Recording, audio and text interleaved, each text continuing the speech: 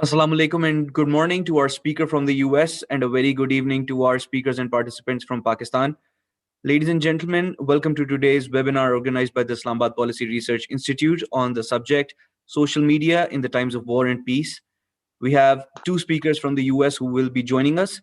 Before we commence with the proceedings, I would like to apologize for running a bit late.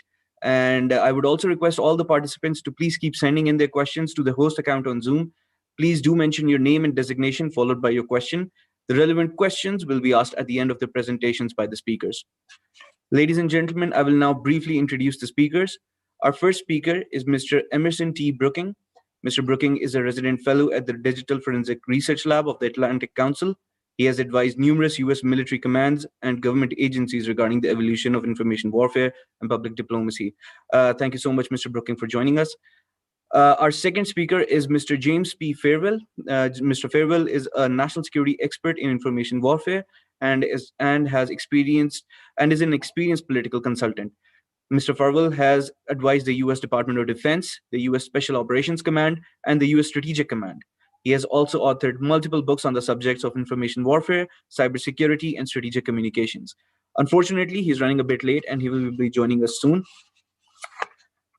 Ladies and gentlemen, I would now request our acting president, Brigadier Rashid Wali Janjua, for his welcome address. Sir, over to you, please. Thank you very much, Zishan. And I welcome the distinguished panelist, Mr. Emerson Brooking. And I'm sure Fawel will soon be joining us on a subject of great importance this evening. Social media in War and Peace. It reminds one of War and Peace by Leo Tolstoy, and that's in a lighter vein. Social media has become an alternate reality nowadays. It has eclipsed the main media, and it is a great connector, and which opens up new vistas of meeting with influencers, interacting with all kinds of experts, and operating in a digital space full of knowledge, full of information, full of rumors, and full of gossip. So it's an eclectic melange of information which the recipients have to deal with in this age of great digital divide between haves and have-nots. And this leverage of social media and its enabler, the information and technology, technology, that helps one to create ascendancy of capabilities. And those capabilities come in handy both in times of war as well as peace. Regarding peace, we are very clear. It was, I think, 6-7 years ago that Bill Gates wrote Business at the Speed of Thought. In that thought-provoking book, he, for the first time, predicted the great potentialities of information technology and use of knowledge. So he had predicted that the business knowledge and information technology would be so connected to give a clear advantage to someone who is using these modern tools. And we all know the book written by Thomas Friedland, The Earth is Flat, which predicted the impact of globalization on our lives. Now, this social media revolution is a great leveler. And this has also ushered in a revolution of itself, in which we have to deal with a lot of information and a lot of disinformation as well. So how to sift through a miasma of wrong information, how to handle the information overload, that is the great challenge. And I'm sure our speakers, as they discuss these themes, would enlighten us, and some questions would be answered. For example, how can we resolve the credibility dilemma of social media? How credible it is? How do we know that whatever is being communicated to us is the truth. And where is that elusive editorial oversight and the fact check control, which used to convert information into intelligence? Now, we don't know what kind of information is coming. So it's a kind of information bombardment. And would there be an editorial oversight amongst the social media platforms themselves, or would there be another body, maybe amongst the recipients or some other body, which should address this dilemma? Now, big data is another thing which is a buzzword nowadays. Its acquisition, its manipulation, and use for business and security strategizing is also very important these days. So, how do these platforms enable us? For example, Facebook with 1.2 billion active users, Twitter with 1 billion users, and Instagram 300 millions. What are their impacts, and what would it, create? What fog of war would it create in times of war? Because the impact of social media during the wars has not been very accurately assessed, because there have been some glimpses in some conflicts, like we had a Kargil conflict with India. We had our own interpretation on the issues, and that was not the time of social media platforms availability. But a lot of mainstream media channels had given us a foretaste of things to come.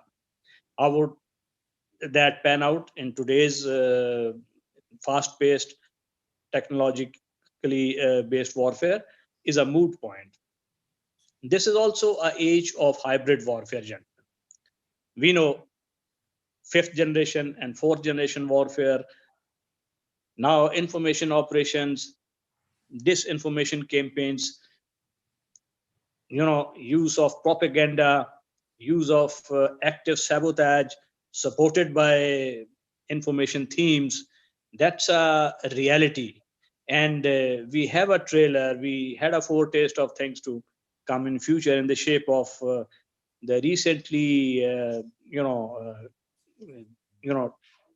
uh, concluded disinfo lab campaign, which very ignominiously, which had been called out by a Brussels-based organization. And this disinfo lab was being run by the active connivance of the Indian government. That's a cause of concern for all peace-loving nations, that if social media can be used and it can be leveraged to gain propaganda advantage, so much so that 27 members of European Parliament were roped in to actually go and visit in a disputed area, and based on complete lies. So this mendacity, uh, if leveraged with the help of social media platforms in a kind of a hybrid war, needs to be called out. How nations and how mankind would come to grips with this new threat emerging is a moot point and should be discussed.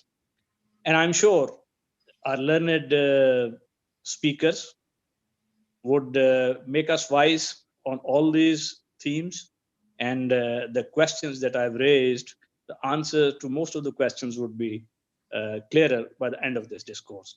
With this, I hand the floor back to Zishan to introduce the first panelist. So over to you, Zishan. Thank you very much for your welcome remarks. Ladies and gentlemen, I'm also happy to announce that Mr. Fairwell has joined us. And without further delays, we'll jump straight into it. I would request Mr. Fairwell to please, for his deliberations on the theme, weaponization of social media and how that perpetuates conflicts at large. Sir, over to you, please. Thank you very much. Let me ask you a quick question. How long would you like me to speak? Sir, you have 10 to 15 minutes. 15 minutes? All right. Yes, sir. Thank you very much. And my apologies for being late. I was having computer problems this morning. No problem. I always say one of the interesting things about talking about what is the impact on social media and war and peace is that technology may enable us, but it's going to be the end of us before this is over with. And I sometimes think that I'm a genius for being able to just be able to turn on my computer. So again, my humble apologies for being late, but I finally did get my Apple working. I'm just going to talk about something briefly here, and that is that I want to step back a little bit and look at the nature of the operating environment in which social media is being felt and taking an impact, because I think this affects the strategic context in which we have to view social media. I think that we need to understand that the operating environment of today is really in many ways somewhat unprecedented, in that when you're dealing in the context of war, information, which of course is the currency of social media, is taking an unprecedented center stage alongside armed conflict as a tool of state action, and for that matter, the action of non-state actors or state proxies. We're entering an era in which, in some cases, what the military would refer to as kinetic operations, civilian audiences, which is think of as armed conflict, are going to require priority, but in other ones, information will. Now, information in warfare is ancient. It was used in the time of Julius Caesar. Modern technology has altered how we're going to use it. In more modern eras, militaries have used information to justify kinetic action. What's important today to understand, and social media plays a key role in this dynamic, is that strategic necessity may reverse that, and that kinetic action today is taken to support a narrative. Really, one of the best examples, I'll give you a couple of examples that illustrate that, and that would be Ukraine, where a lot of people think that Russian President Vladimir Putin has caught himself in a bog. His going into Crimea was certainly a tactical success. Most people think that the expansion of Russian efforts into eastern Ukraine has produced an ugly stalemate. And I'd argue that people incorrectly surmise that Putin has blundered. The fact of the matter is he's succeeding brilliantly on his own terms using information. He's very happy with the situation there. Moscow, and for that matter, Kiev, are both using information and narratives in order to support their story, theme, narrative, and message. In the case of Moscow, Putin, who is aghast at all the color revolutions that have taken place in Eastern Europe, fears that one could spread to Russia. And his priority in his national security policies is regime survival. So his narrative is that pro-democracy revolutions lead to violence, chaos, and civil war, just as Kiev's narrative is that separatism leads to misery, fear, and repression. In both those cases, the kinetic activities of the states have been used to support the narrative, not the other way around. And that's a very different use of information and the use of social media, which is a primary channel of communication in Ukraine from both sides, not only to mobilize people, but to get their messages out, is taking center stage. And that's a difference from what we've seen. It isn't the first example. The 2006 Lebanon War was an excellent example in which Palestinians combined kinetic action with very effective strategic communication to discredit Israeli efforts. They won the war with the international community, and they put Israel on the defensive. Ironically, they forgot the lesson later on, and in more recent times, I think Israel's done a good job of turning the tables to seize control of the narrative and to arouse international support. But what's important here is a recognition that the use of social media, which again has been the channel through which they're using to get out their narratives, is taking a primary status in all of these things. So I think that's one thing that I want to observe about the impact that social media is having on war and peace today. The second thing to understand about information is that it defines the context of what takes place. And that's very important in understanding goals and strategy and what determines success. Pakistan is very involved, obviously, with India and what to do about a place like Kashmir. And the narratives that both sides are using and the way that they talk about it is very important in understanding the context in which their policies are formulated. And I think that's a very interesting development that might not have been true, say, 60 years ago. Running through this, and there's no way to overstress this, is that in a highly connected world, the internet has transformed the use of communication. It blurs the boundaries between war and politics, and it elevates the importance of communication. Every form of communication and actions now come into play. And what's different is that in a globally connected, networked world where every living room can be a battle space, again, information can play a role equal to or superior to kinetic action. Now, the existence of social networks is really nothing new. Martin Luther used them in the Reformation. Napoleon capitalized them in the 18th century. They've been true really in every culture. It's technology that has revolutionized the use of technology. And where you've come out when you look at where we are today, and this is a key takeaway, is that networks and connectivity define the nature of the current era. You've got to understand that in order to understand that strategy requires understanding the power of networks and how to capitalize on them. Connections expand our ability to communicate, and they create new links. It creates small pieces that combine into powerful ones. And social media is one of the principal ways through which we're going to do that. So conceptually, as you look at where we are today, you need to look at the uses and the role that social media is beginning to take. A couple of examples are that ISIS, which is now active in Afghanistan, has been active in the Middle East and other parts of the world, has done a brilliant job of exploiting its networks and connectivity by using social media to recruit, mobilize, and influence. Al-Qaeda did the same thing. In the 2003 war, the US military did the same thing to identify and penetrate terrorist networks. China's entire notion of three warfares concept is based on identifying, understanding, and exploiting networks and integrating those efforts as part of a broader use of military, intelligence, economic, political, and other initiatives in pursuit of its 2049 goal of achieving global economic supremacy. One of the other nuances of this that we need to bear in mind, and social media really accentuates and facilitates that, is that the speed at which we receive, digest, process, and project information is an outcome of this technologically driven evolution in the role of information. And so the major challenge today, in one sense, is moving faster than the competition to get your narrative out. Another dimension through which I think the use of social media becomes really important is to look at how the nature of warfare has changed.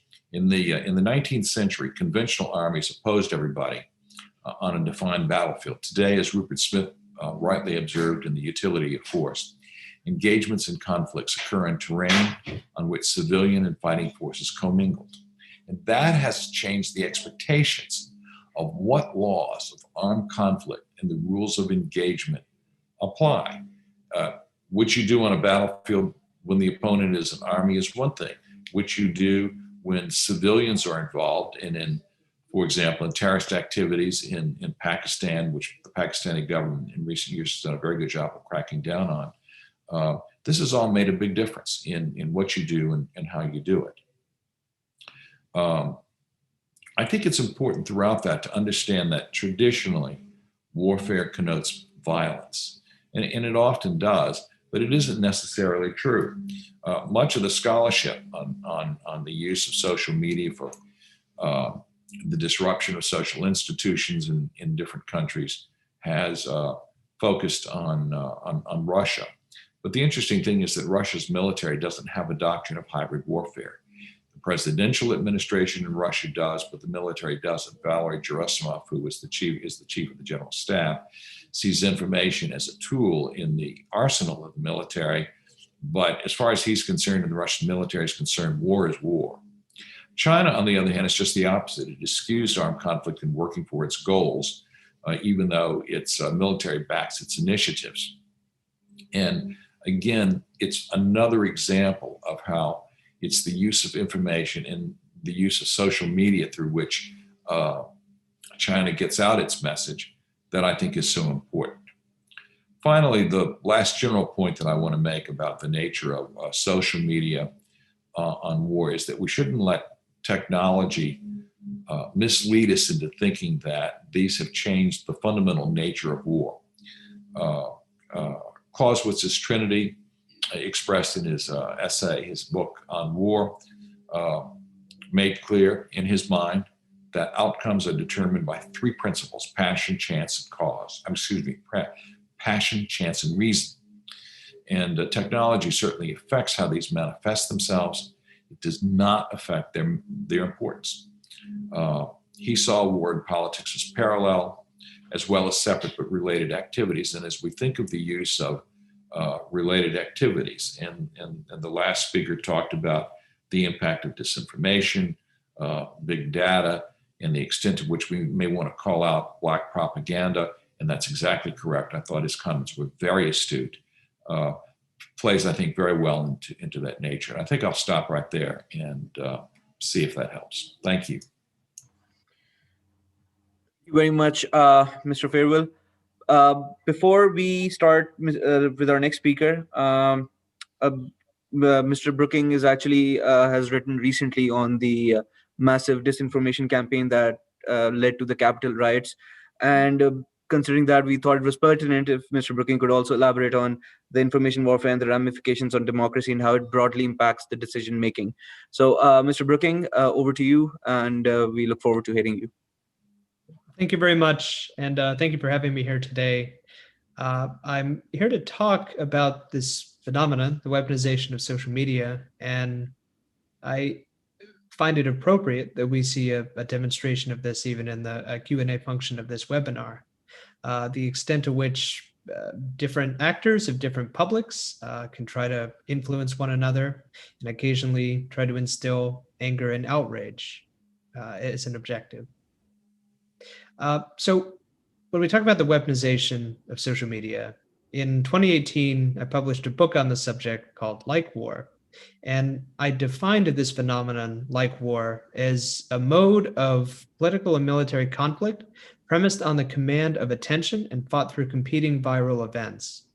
But alternately, you could call it information war, black propaganda, strategic communication, narrative warfare. The Iranians call it soft war. The Chinese call it interference with Chinese characteristics.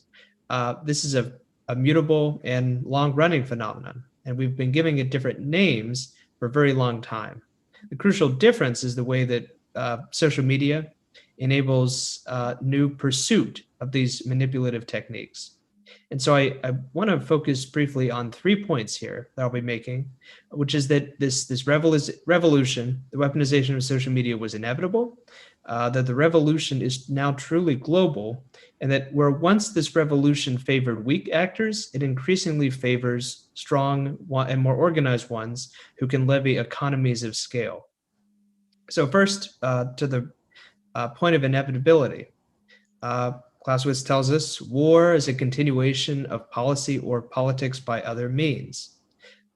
What he's saying there is that the resortment to political violence still takes place on the same spectrum as diplomacy and economic coercion. But what you can't, when a nation can't realize its political objectives through these practices, that it turns to organized and orchestrated violence in order to do the same. And when you're in this state of conflict, what you are really trying to target is the adversary's center of gravity. That is, that thing which enables your adversary to resist and to project counterforce. And so Clausewitz was a 19th century Prussian philosopher writing at the end of the Napoleonic Wars. For him, an adversary's center of gravity was their army, their field army. If you could find and neutralize their military, you could impose your political objective. As we flash forward through the decades, by the 1920s and the rise of strategic air power, there was a new generation of theorists who thought that the center of gravity was civilian industry and the civilian population of your rival power. If you could invest enough in an air force, you could fly over and circumvent your adversary's military capabilities, decimate their population and industrial capacity, and therefore exhaust their center of gravity and realize your will that way. But also, really starting in the 1920s, there was another strand of thought.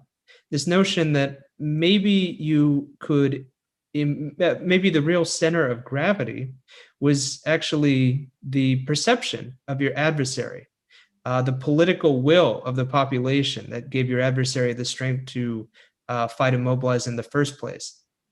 And maybe by means of psychological dislocation and persuasion, disinformation, that you could compel your adversary to give up without ever resorting to violence in the real world.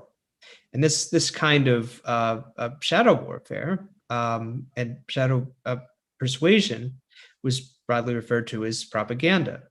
But the problem was that the technology really ran behind the theory. If we think about World War II, over the course of that conflict, the Nazis employed over 1,000 full-time radio operators who were creating dozens of hours of original content and targeting populations around the world as part of their propaganda operation. And in particular, during the German siege of Britain, the Nazis found and employed several dozen native Gaelic speakers, which is the ancient language of Ireland. And the intention was to create Irish ultranationalist broadcasts, which would encourage some Irish partisans to rise up in resistance and open up a new flank that would have targeted Britain. The problem, though, was that if you wanted to listen to these broadcasts, even if you'd be persuaded by them, you had to have a radio. You had to have it tuned to the right frequency at the right time. And even if you were persuaded, you had to somehow find other people who were also persuaded. And the communications platforms of the day simply didn't enable that kind of coordination and gathering of like-minded individuals. Obviously, social media, because it enables both individual interaction and mass transmission on the same medium, radically changes this paradigm. And so the second point I want to make is just how globally based this weaponization of social media phenomenon now is. People around the world have come to it at different times, but I think it's safe to say at this point that all of us have come to it. For many viewers and participants in this webcast, the inciting moment might have been Balakot and the social media enabled escalation, in which, in particular, hyper-partisan and ultranationalist media, in some cases, got out ahead of perhaps traditional decision-making by policymakers that might have more appropriately dictated escalation and military action during that extremely tense event. For the United States, our awakening to this phenomenon was the internet-enabled propaganda of the Islamic State, or Russian manipulation of the American electorate using social media during our 2016 election. And even more recently, certainly an awakening to this, was the attack by right-wing extremists in our capital, right-wing extremists in our country on the US Capitol. Individuals who had been essentially radicalized by disinformation about voting fraud and who sort of trapped in their own echo chamber, took it upon themselves to right this thing that they saw as a great wrong. People who had drifted far outside of mainstream political discourse, but people who also avidly believed that they were doing the right thing. And I was actually, I briefly went down to the Capitol on that day just to see the sort of people who were engaged in this action. And to me, it was fascinating because I wasn't in the Capitol, so I didn't see a lot of the violence taking place there. But I just overheard conversations of individuals outside, and the surety of their belief was remarkable. The online communities of which they were a part had given them incredible confidence that they were absolutely right in their worldview, despite quite a bit of countervailing evidence. But looking beyond the United States, this phenomenon has touched other peoples far earlier. For Syrians, it was first the incredible promise of the Arab Spring and the way that social media enabled democratic dissidence and activism. But then that was followed swiftly by descent into terrible civil war, which was also largely mediated by the internet. The way that many jihadist groups, as the rebel movement in Syria fractured during the Syrian civil war, many rebel groups turned to YouTube to fundraise and to produce propaganda. And they, in fact, were the then originators of many of the tools and techniques of the Islamic State. But you can go back far earlier. You can go back another 15 years. And the earliest case of social media, or at least the internet, really affecting political mobilization is a case in Mexico in 1995, in which the Zapatistas, who were a socialist movement of poor Mexican farmers, they rose up in revolt against the Mexican government. But instead of being quickly crushed, they were able to use early web forums to create an internationale with sympathetic media and with other left-wing causes around the world. And using that power, they were able to extract some political concessions from the Mexican government. The Mexican foreign minister at the time talked about this as a war of the internet. But this was just a small indicator of this revolution that has now truly swept us all. And then the third point that I want to make is that this revolution increasingly favors the strong. As I've alluded to, social media was, like any new technology, initially a tool of asymmetry. It was a tool that the weak used against the strong. It was harnessed first by dissidents and democratic activists in less than free countries, which enabled them to communicate and build popular support for their causes, even when they were in opposition against a government that maintained all conventional tools of power and compellence. After the democratic activists had effectively demonstrated how they could use social media to further their causes, it was increasingly terrorist movements and violent asymmetric actors who began to use social media to much more effectively distribute their propaganda and to significantly increase their political power. Because terrorism, of course, is it's all about theater.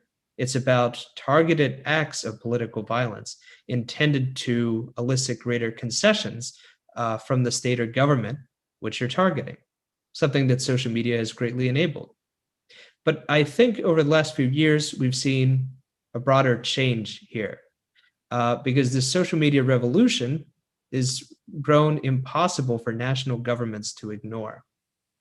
According to most recent inventory taken by the Oxford Internet Institute, there's now evidence of 81 national governments who are using social media to spread propaganda and disinformation.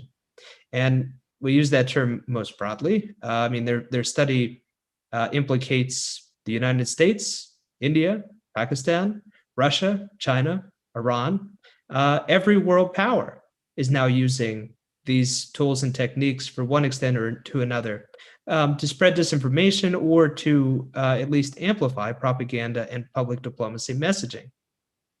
And although the number might be 80, one suspects it's quite a bit higher because this is only the number of countries that we know about. The fact is that these tools and techniques are so effective at such a relatively low investment that most any national government is going to use them. And we've seen increasingly how national entities can leverage their economies of scale to create troll farms and botnets and disinformation campaigns at a scale that individual asymmetric actors of a few years past really couldn't. And so, just to close, I'll note that social media manipulation has become more and more closely linked with national and international politics. That this system, unfortunately, seems like it will fuel greater interstate violence. That this system is not democratically governed, and it's only loosely democratically accountable.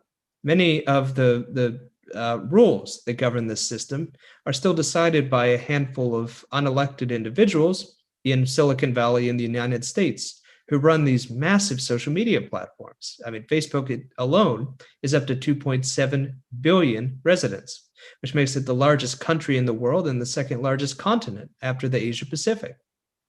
And I would say that it is time to center the internet and the weaponization of social media firmly in our understanding of modern international politics and modern political life. Because until we consider the role of the internet, essentially whenever we're considering escalation toward interstate conflict or the rise of a new political movement, most anywhere in the world, we will have a limited understanding of this fascinating but dangerous new phenomenon and new world. So with that, thank you very much and looking forward to discussion. Thank you very much, Mr. Brooking, for that eloquent presentation. Now we swiftly move on to our question and answer session. And our first question is from Mr. Umar, who is also the Assistant Research Associate at IPRI. Sir, he wants to ask a question to Mr. Brookings. He says that, how do you think has the current global pandemic changed public diplomacy, and how can countries better prepare themselves for a post-pandemic world in this regard? So, Mr. Brooking, if you would like to answer this. That's a great question. At my institution, the Digital Forensic Research Lab of the Atlantic Council, this is something we're tracking very closely. And I would say, first to talk about a particular example, which was a fascination to me as an American. During the last year and during the rise of the COVID-19 pandemic in the United States, this really altered the American conversation regarding China and Chinese influence capabilities. Where previously we had focused almost exclusively on Russia and a little bit on Iran, the Trump administration began to focus heavily on the public diplomacy apparatus of China. And China at the same time was making more investments in what it broadly terms discourse power, part of which is troll farms and clandestine social media manipulation. But a lot more is just extensive funding of state propaganda. We saw just over the first few months of 2020 how English language articles and content produced by Chinese state media on Facebook, how it skyrocketed. It increased, I think, by a factor of 5. And it demonstrated that the Chinese understood that in this period of greater tension between the two countries, there was a need to engage more directly with the American public than also with European publics. And China's investment in English-speaking media, I think, has been echoed by its investment in media that targets other places beyond Asia. So it does seem like the COVID-19 pandemic has helped accelerate this sort of public diplomacy tug of war between China and the United States.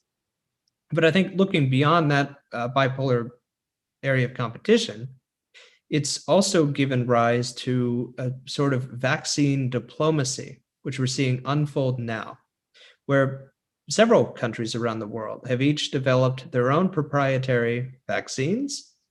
And it's in the national interest to promote the efficacy of one vaccine and to denigrate the effectiveness of others.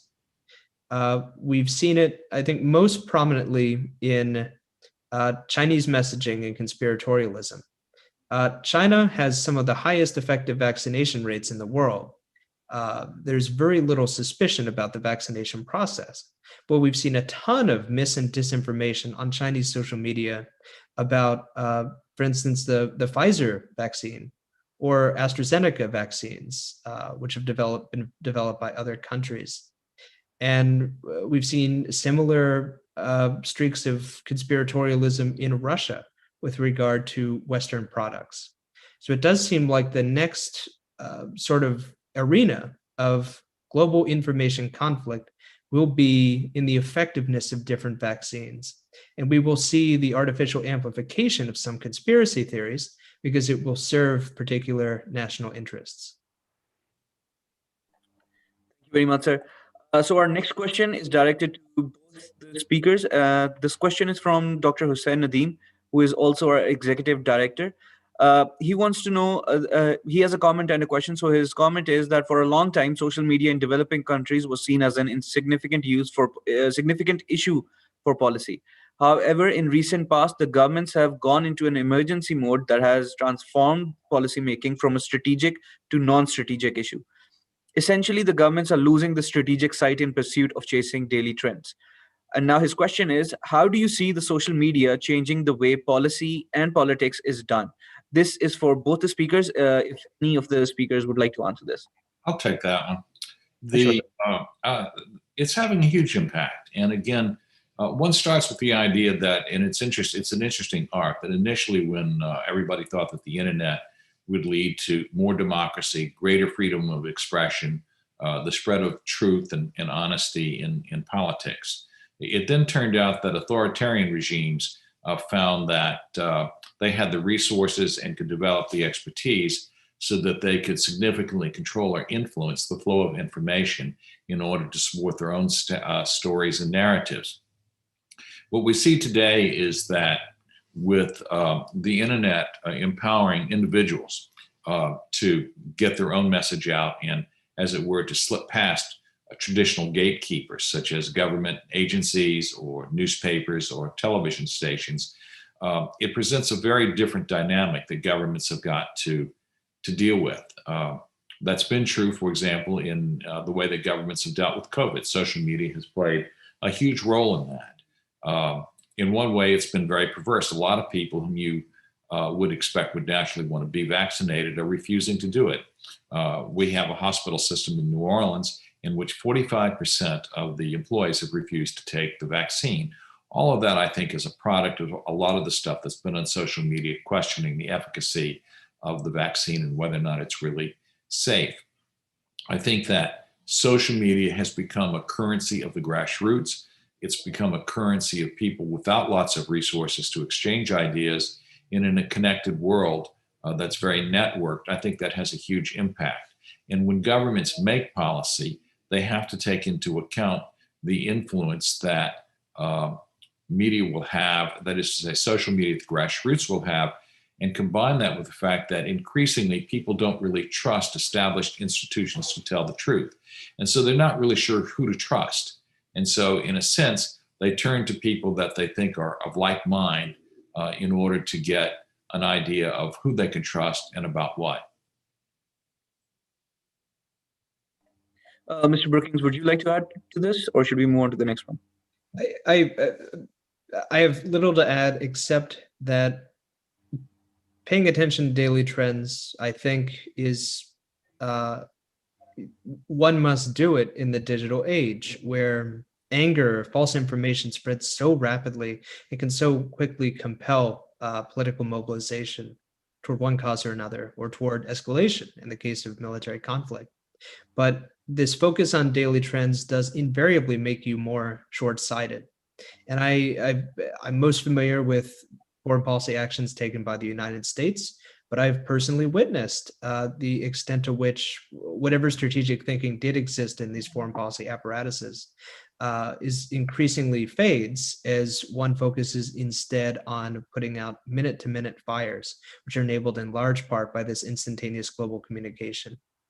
And my greatest worry there is that as one thinks about responding to the crisis of the moment or pleasing popular calls to action, that it makes the march toward escalation more likely. because your strategic thinking is somewhat reduced. Sir. Okay, so the next question is from Ambassador Asif Durrani. He's the Senior Research Fellow at IPRI. And his question is directed to Mr. Brooking. And he asks, can social media be regulated the way Press Council does with print and electronic media? Do the governments have capacity to monitor the whole population's social media interaction? That's an excellent question. And in fact, I'd seen it and was doing a little bit of Wikipedia to get ready for it. But I don't think it can be. And the reason it really can't be is that the Press Council sort of system, there's no real equivalent in the United States. There have been some self-regulatory bodies that were put together by broadcast media in the case of newspapers in the case of radio and television. But because of the First Amendment in the United States and the extremely strong press protections, any sort of self-regulatory action taken in light of to prevent potential government action, these have traditionally been much weaker in our country. And because these social media platforms, although when they operate, they are subject to local laws, they're ultimately, because of the sort of unfair nature of the international system, they're always most responsive to the American legal environment because that's where they're incorporated. And I think so long as American speech codes remain relatively permissive, we will not see the sort of global regulation of these companies that some people might call for. What we are seeing increasingly, though, is coordination between the companies to institute stronger content moderation practices. Back in 2016, the militants of the Islamic State essentially had free rein on social media because there was no agreement between these different platforms about what one should do regarding even clearly terroristic speech. They've moved a lot more firmly in restricting and eliminating certain pieces of content. Here again, unfortunately, the real driver has been American politics because these companies are Western and American centric. But I will say that the new standards that they're now setting in the United States, one expects, one hopes that they respond in kind when they are enforcing and studying violent implications of their platforms in other parts of the world. Thank you very much, sir. So the next question is from Sadaf Khalid, who is the Global Tourism Ambassador for Commonwealth Entrepreneurs Club in the UK. She asks, how can Pakistan or other countries develop a cybersecurity policy in order to counter the cyber attacks, as it is very important since we all are living in the digital world. Now, this question is for Mr. Brooking, but I think we should also include Mr. in this as well. So both of the gentlemen, whoever wants to take this question on first. I can comment on it a little bit since I'm a cybersecurity lawyer.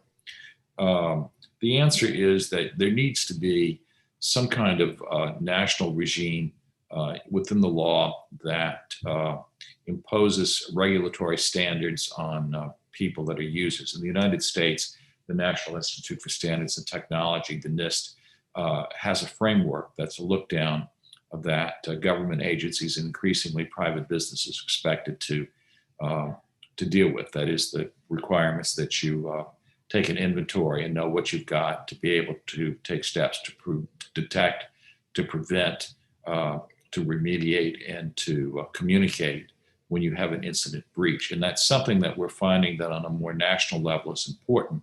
It's also important to do it on a national rather than a local or state level, because you need to have uniformity in order to have commerce work. What business needs to function is clarity, uniformity, and predictability. And so one of the things that I think that Pakistan can do in terms of its approach to this is to make sure that in terms of its legal framework, that its various government agencies meet certain prescribed standards, that there's a certain consistency and uniformity in it, that there's an effort to get commercial entities, particularly those who are supply chain vendors, to conform to these. And the result of that will be clarity. And once you have clarity, it's a lot easier to be able to create cybersecurity. So that's a set of standards. The second thing I think that they've got to do is to have increasing education so that people understand the nature of the risks and the vulnerabilities that you face from cyber attacks. It takes 10 million lines of code to create a defense against a cyber attack. It takes 10 lines of code for the right hacker to be able to penetrate that defense. And so it's very important that people should understand the nature of the risk, that they should put in place information management risk systems in which people are able to do the most they can to manage this threat. You can never eliminate it. And that's something that you would think would be common sense, except it isn't something that happens nearly as broadly as it ought to be. And I think those would be the two broadest things that you could do. One could talk for hours about this subject, but I think if I were in charge of cybersecurity, the formulation and articulation of a national cybersecurity policy, which the United States, for example, is just beginning to do, will make a difference. And to just add to Mr. Farwell's excellent response there, I think something else you can do when you're thinking about national cybersecurity policy is to focus on the issue of attribution. Because one thing that makes cyber attacks so pernicious is the extent to which actors can disguise themselves or operate through subsidiaries or middlemen or otherwise mask the origin of a particular attack. If you can invest more in capabilities to reliably attribute cyber attacks, then some kind of diplomatic deterrence becomes more possible. And in addition to the technical capabilities of mitigating the effects of cyber attacks, it is also an international security challenge. And if you can more reliably attribute, then traditional balancing and traditional rules that govern the international system will more readily apply to this new arena. Can I just add a comment to that? And Emerson, by the way, I wanted to compliment you on your book, Like War, which I thought was excellent. You and Paul Singer did a great job with it. Thank you. And for those that are interested, the Marine Corps University Press has just published my book on information warfare, which is available on the Marine Corps University Press site. You can download it. I wrote it for as a public service, and you can download it for free. One of the things about attribution, of course, is that people who are hackers very often make great efforts to conceal who they are. Some of the most famous hacking attacks, which is not have never had any identification of the adversary.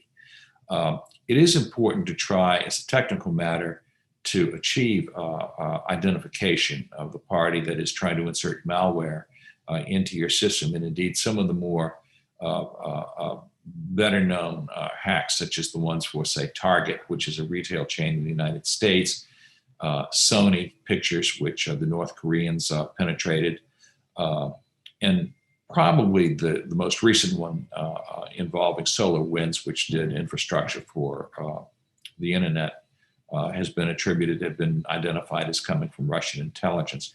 We're able to do that. The real question is, what is it that you're going to be able to do? And taking that one step further, the question for companies is, what can they do? In the United States, it is a federal crime if you take an action that imposes more than $5,000 worth of damage on somebody else's computer, so that even if you identify who's attacking your company and stealing your secrets, you don't have any authority to take unilateral action. It's a felony. At the same time, there isn't any 911 emergency number that companies can call to do that. Our notion of active defense, at least in the commercial sector, not the military, has to do more with the sharing of information in doing what you can do for infiltration defense systems and prevention systems. And so it's a very broad and interesting question. It's important to have attribution. In war, of course, it's extremely important because identification under the rules of law of warfare is, along with proportionality and leaving civilians out of it, one of the hallmarks that define what is permissible and not permissible under the laws of war. Thank you very much, sir. We also have an interesting question from Mr. Faraz Ali, who is a student from Islamabad. And this ties into what Mr. Brookings was answering just a bit ago. He wants to ask, how can the government differentiate between freedom of speech and regulation of social media, since there is prominent discord between state and other stakeholders when it comes to regulation? I mean, we can also expand on this in the fact that there are so many end-to-end encryption apps like WhatsApp, Signal, Telegram, that are used by not only just normal consumers like us, but also by non-state actors to communicate and disseminate information or misinformation or disinformation. So do you think there should be a mechanism of regulation, or there can be a mechanism of regulation compromising a bit on the freedom of speech aspect? If any one of the speakers can answer this. Let me do that because Emerson talked about it earlier. I have a somewhat different view than he does, and I just speak as a lawyer here as much as anything. In the United States, at least, and we'll talk about some other countries in a moment, I don't agree that the power exists under the Fourth Amendment to restrict what you can put on Twitter or Facebook. It's quite clear that these are private entities and that don't have the same freedom of speech protections that an individual does.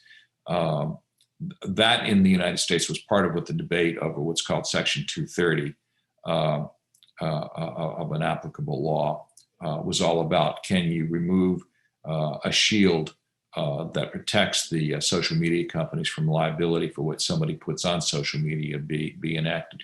The answer is that the problem with that had nothing to do with whether or not it was constitutional. It was. It had to do whether or not it was good policy and the motive of Donald Trump in wanting to do it. But in our country, at least, there is no entitlement to that. That really becomes important in the context, for example, of what can you do to prevent disinformation from, say, a country like Russia or some other actor to erode confidence in institutions. You want to be able to crack down on that sort of thing, short of having a special prosecutor indict people from the Internet Research Agency in Russia the exact charge was fraud on the United States. Other countries don't necessarily have that view. China has a very intensive regulatory regime for the Internet. In theory, under Chinese law, you have to have approval for whatever you post on the Internet. And they are unique in the lengths that they have gone to control expression on the Internet. Other countries have applied different standards, and there's no uniformity. I don't think that you're ever going to see an international standard that regulates speech on the Internet. I don't think that you can get the buy-in from countries. National security interests will always prevail over commercial interests of the notion of freedom of expression. One hopes that citizens in different countries will speak up in order to protect that right. Mr. Brooking, would you like to add to this? Certainly. And Yes. so when I gave my initial remarks, it was more regarding the, I think Mr. Farwell and I are on the same page. It was more regarding the available recourse mechanisms for national governments that are outside the US. And the fact is that you can pressure these companies, but many of their incentives are bound up, I think, specifically in American law and the American regulatory environment. I would say when Americans are now contemplating seriously regulation of these platforms, it is important to distinguish under our Constitution, the right of free speech and assembly guaranteed by the First Amendment, and then online expression.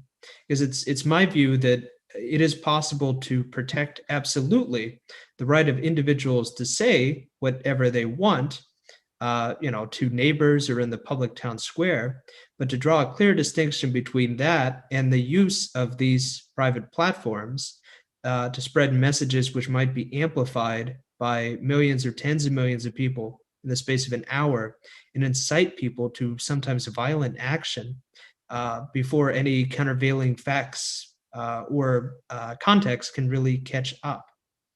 So I think it is possible to have serious conversations, for these companies to self-regulate, to reduce the spread of harmful content, but to have that conversation be distinct from infringements on the absolute right of free speech.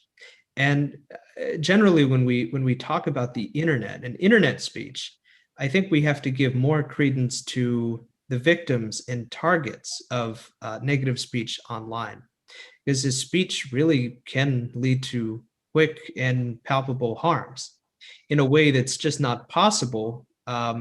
Certainly, when the framers were drafting the U.S. Constitution and then the American Bill of Rights in the late 1700s, speech was something which you did in small public assemblies or among immediate neighbors. If you said something that was wrong or something that was hateful, you were liable for it, because you were speaking to people who, if you potentially misled them, they would follow up. There would be consequences. There was a degree of self-regulation in that system and self-balancing, which is totally absent in the digital context. And that's why you do need to take two different approaches here. Can I add just two quick comments to that? And Emerson, those are good comments. The first is, let's put this into a conceptual legal framework. The reason that you can regulate Twitter and Facebook is that they are private corporations that are for-profit entities. The First Amendment does not grant First Amendment rights to private entities. It's a legal notion, and it's quite correct. The second goes to a point that you made, I think, quite well, in terms of where do you draw lines on the right of First Amendment speech. In our country, and I think in most countries, you have to balance the public interest and the private interest. For example, we want free speech, but for example, we're not going to let you send out a social media message that says that there's going to be a fire at an opera or movie performance the next day. So you always legally have this balancing test that has to be played. There's a lot of subjectivity in countries like the United States, where Emerson and I live. We tend to go as far as we can in permitting individuals to have free speech. But for example, the mob that took over the Capitol in Washington, was that free speech, or was that an armed insurrection? Did they have the right to, that's what the impeachment trial of Donald J. Trump is all about. Was he within his rights on free speech, which was, he knew would be spread and connected by social media? Was that his right within the bounds of the First Amendment? Or did he go beyond that and incite an insurrection, which would have been illegal and been a felony? There are no easy answers to these things, and politics, where you're dealing with politicians, tends to interfere with a rather smooth adjudication of this balancing of public versus private interest. But it's very important, as you think about these things, to understand these notions. Private corporations don't have First Amendment rights anywhere that I'm aware of. And in any country that is governed by the rule of law rather than the rule of men, there's always going to be a necessary balancing of public versus private interest. And I think if you use that as a pivot from which to do your analysis, I think it's easier to come out with a conclusion that is more sensible. Thank you very much, Mr. Brookings and Mr. Farewell. Before we conclude the question and answer session, a bit of a philosophical question for both of you. So regarding the digital media, what is your biggest concern? What keeps you up at night when it comes to digital media? And also, what makes you most hopeful for digital media? Both of you gentlemen can answer. I think Mr. Farewell, you can start with it. What concerns me as we go forward is that the technology is evolving so fast, quantum computing will really accelerate all of this, is the ability to discern truth from fiction and falsehood over the social media. We're already at the point at which you can create an avatar that looks and sounds just like the real individual. There's a great one, all of you can go on the internet and find it, in which a comedian did a video, and it opens up and there is President Barack Obama giving a quick talk, and it starts off in a very simple, rational way, and it suddenly becomes totally absurd, and you wonder whether or not Barack has had too much to drink, and then suddenly the screen splits, and we find out that it's a another person is doing a perfect imitation of him. Well, that was a great gag, but it was also a telling illustration that lifts the curtain on some of the problems that we have in the future. If you're in a business, imagine that you receive a video from your boss, and you look at it, and let's just say that you had various criteria to use because the instruction your boss is giving you is to transfer, let's say, £1 million sterling or $1 million from your company to another thing. So you've got 10 questions that you've got to ask. And it turns out that not only does the person that you're looking at, it's somebody you know. He sounds like him. He knows everything. You do your test questions, and somehow or other they've managed to use malware to find out information about that individual. How do you know that there is authenticity in that individual? And you can stream that out as technology goes forward. And I think that you could wind up with chaos. I think that there is a danger in the military context, obviously, for a terrorist to tip off a conflict. And these are the kinds of things that worry me. The kinds of things that give me hope are that we are living in a world in which there is increasing sophistication in the use and understanding of social media. And so by the same token, it enables us to broaden our experience. At some point in the not distant future, a seminar like this will be in virtual reality. And instead of our seeing each other in a two-dimensional screen, it'll be like we're all there in Pakistan, which would be a great honor for Emerson and I. We'd love to be there. But it'll be a different experience. Imagine going on to an internet conversation with somebody who is a friend of yours, say, visiting, visiting Rome or visiting Hong Kong. You might not want to be in Hong Kong these days, but visiting somewhere that you want to be. And you're there. And I think that that's where the future lies. We're going to experience reality differently. But the question I think that we have to ask is, what is reality? Is it feigned or is it actual? So to start with the positive, this was always the promise of social media, and I think it continues to be that these incredible spontaneous demonstrations that often amplify a story of hardship, help rescue someone from poverty or adversity, help briefly shine a light on a crime somewhere around the world. A lot of the work that my center does is using open source tools to find and track down acts of state orchestrated violence, war crimes in areas of the world that receive much less attention. We're able to do this using new open source tools, and then we're able to rely on social media to help amplify these cases and to help draw immense public scrutiny, followed oftentimes by public action in places that just a few years ago would have received none. And that popular promise remains very strong for this medium. But what I am increasingly thinking about going forward is the danger that social media is demonstrated in how it actually, I think, reduces our empathy in many cases and might make us more willing to contemplate violence against other people who we increasingly dehumanize. And an example here is this attack on the US Capitol, and something that I've kept thinking about is the individuals who gathered and then orchestrated this attack.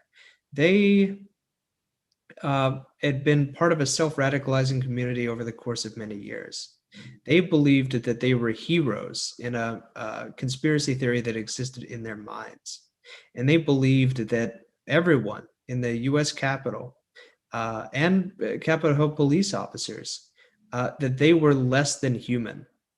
And although they never met these people in real life, although they had nothing close to a basis of reality to rely upon, because they'd spent so long in their own worlds, they were very willing to contemplate deadly acts of violence in order to further their particular objective. And I really worry about this phenomenon, both in the case of other insurrections or isolated spontaneous events in nations, but then also writ large in the way that national populations might increasingly dehumanize each other in ways, in this sort of echo chamber environment that wasn't possible under earlier orders of media. So I'm deeply concerned about that, and I think we all need to be thinking about that in the years ahead. Thank you very much, sir. Uh, we also have one more question. I'm sorry, we can't let you go right now, but just one last question. Recently there was a big expose on by the EU Disinfo Labs, and it was titled "The Indian Chronicles," and it revealed how the Indian state used fake NGOs and dead professors and all of the tactics to, and even they made their infiltration to the to the European Parliament to run its misinformation campaign against Pakistan. Now, how do you see in the future?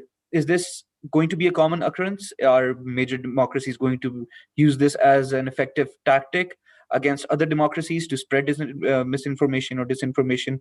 And is this something to expect in the coming futures? And this ties into the question that I asked before about what keeps you up at night. Do you think that this is going to be one of the future mode of action for these countries?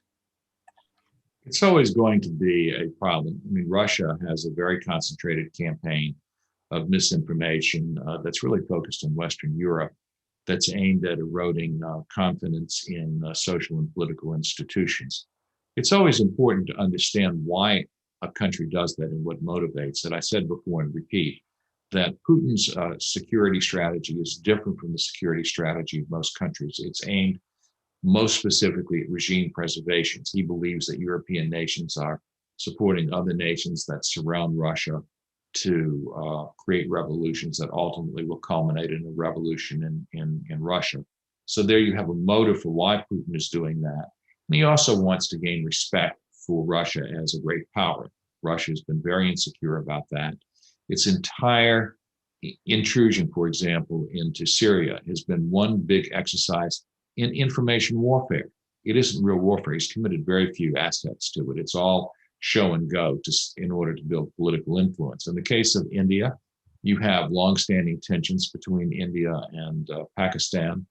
One hopes that the leadership of both countries will take steps to ameliorate these things. I have to say that as an American, I find it very tragic to find that the Kashmiri issue continues to create a flashpoint for hostilities between the two nations. This is two really great countries that ought to have peaceful relationships with one another.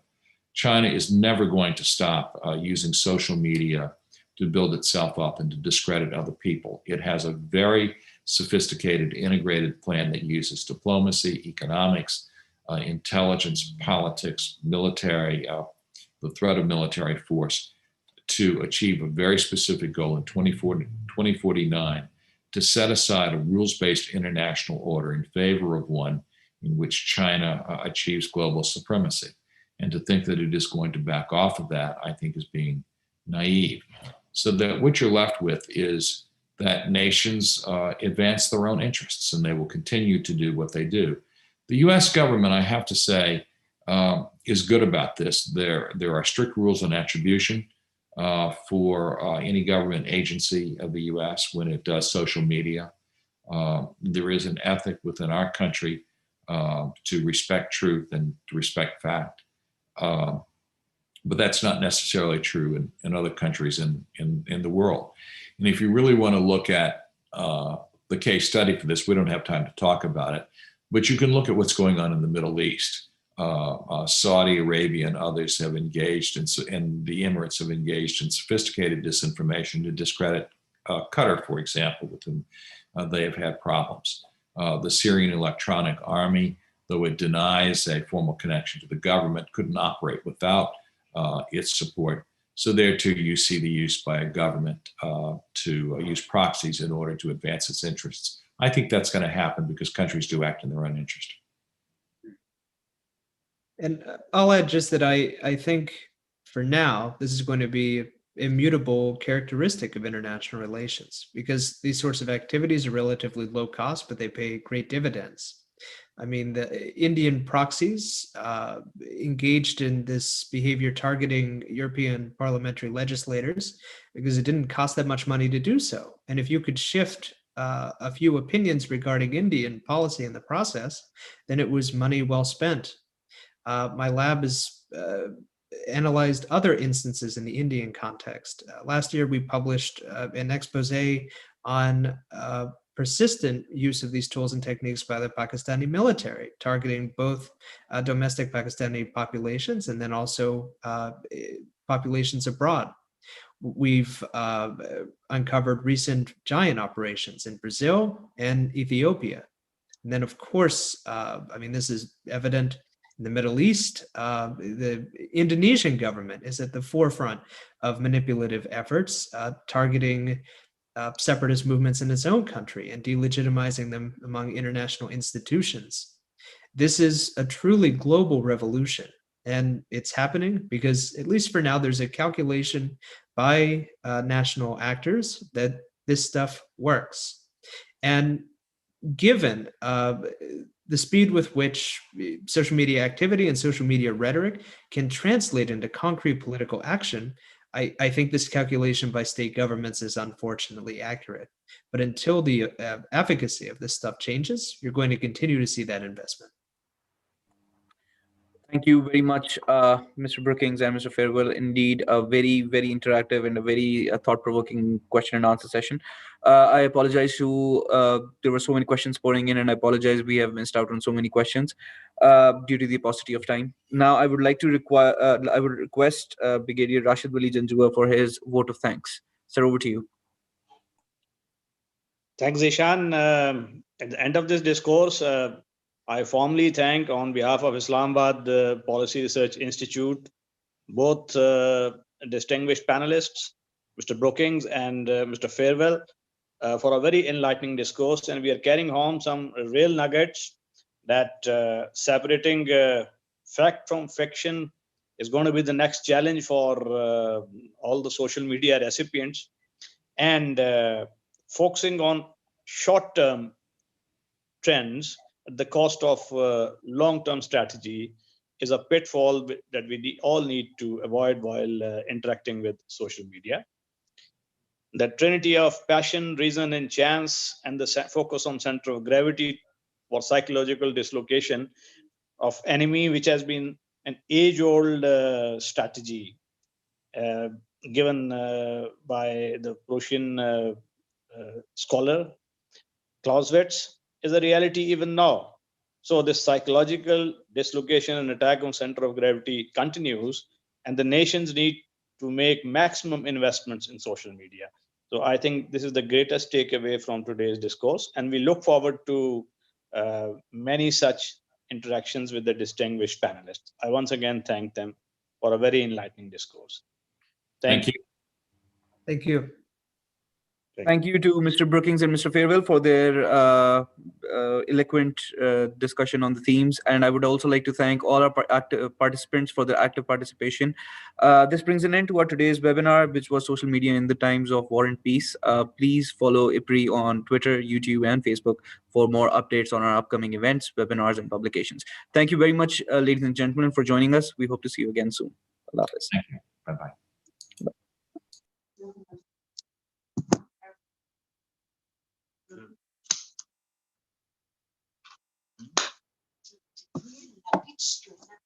दफा ये बोलते